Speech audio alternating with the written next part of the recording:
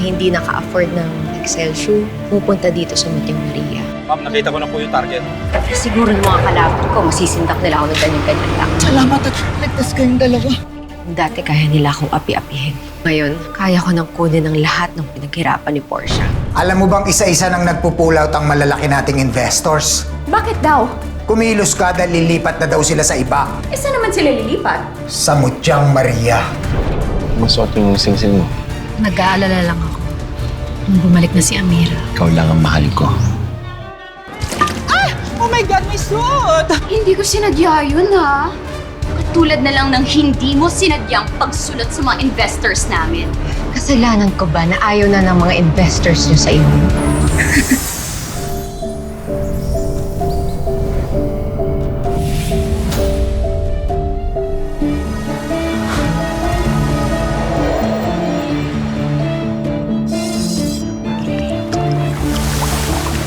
Mahal na makiling, tulungan mo ko.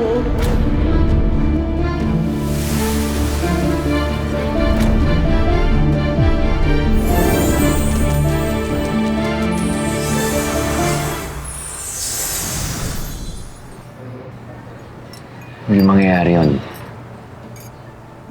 Dahil ikaw lang ang mahal ko.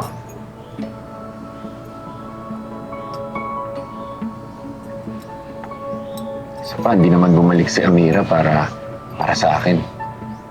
Bumalik siya para maghiganti sa Crazy Five tsaka sa mga Tera.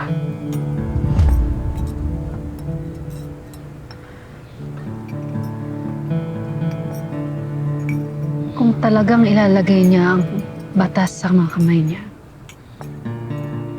bilang agent ng Philippine Bureau of Investigation, ako makakatapat niya.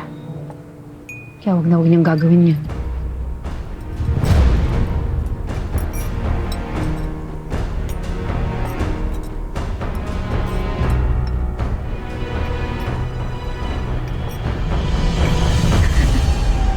Ay, nako. Yung mga taong gubat talaga, gusto lagi ng away. Ano ba? My gosh, Portia! Hindi ko pa nga nagagamit ito sa meeting eh! Bayaran mo to, ah! I knew it! Diyan ka naman magaling eh. Maningil para sa mga kasalanan na hindi mo naman kayang patunayan. Ito! Ay! Total, mahilig ka naman magsuka. Kung ka-level mo naman yung isang tao. Ano naman masama doon? Ayokong mag-aksaya ng oras ko para sa mga basurang katulad mo! Portia. You know what? Clean this up. Total, marami ka naman experience bilang isang janitress. Former janitress. Tandaan mo, CEO na ako ngayon. Magka-level na tayo. Never, ever tayo magiging magkala. Nangyari niya eh! Let's cut this conversation sa silent oras ko eh. How dare you! Ay, susubukan! Hindi mo alam kung ano kaya kong gawin, ha?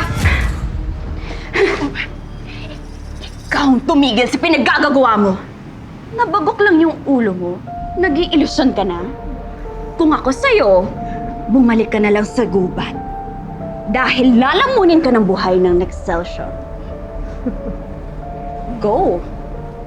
Tawagin mo yung mga bodyguards mo para kung sakaling magkagulo, may dedepensa sa'yo. Hindi ko kailangan ng bodyguards. Dahil kayang-kaya kita. Oh no, I don't even know why pinapatulan ko pa yung katsipa na to. May mas chichip pa ba sa murder attempt dahil lang sa isang halaman? Ito yung gusto niyo, di ba? Yung mutya! Pwes sundan niyo! Ang mutya! Ang mutya!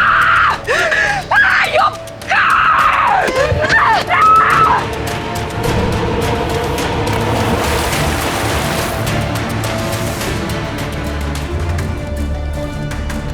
Ang dami mong sinasabi, ha? Ganyan ba yung ugali ng ulilang lubos? Namiyak! Ay! Ay! Ay! Not here! Stop behind me! Ay, stop it, lady! Bitawan mo!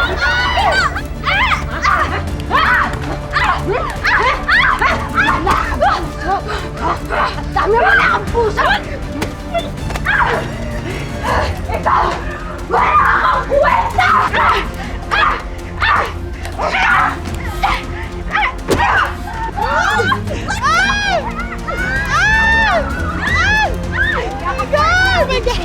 Ladies!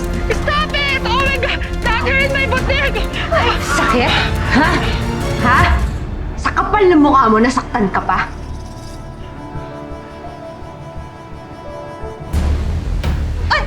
Teka, ano to? Away? Kailangan maras ba? Baka mo to. No, Maras mo, Emily, please. I'm done for today. Susunod na lang ulit. Sandali. Ano nangyari sa suot mo? Sinira ng babaeng to eh. Eh, yung damit mo. Kukunin ko. Wait lang, sandali. Excuse me.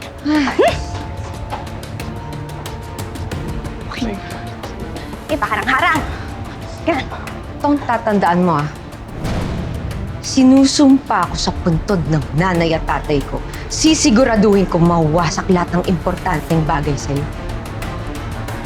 Reputasyon, negosyo, pamilya. Kung gusto mo masaktan ulit, magpa-appointment ka sa assistant ko. Ah, basta wag lang sa oras ng trabaho ha. Busy ako eh.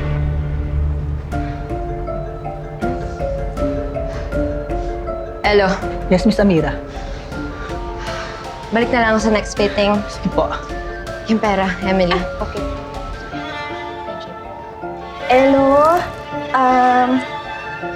Ito na, lahat. Oh my God, this is plenty. For the Thank you po, house. Miss Amira. Thank you po. Thank you po, Miss Emily.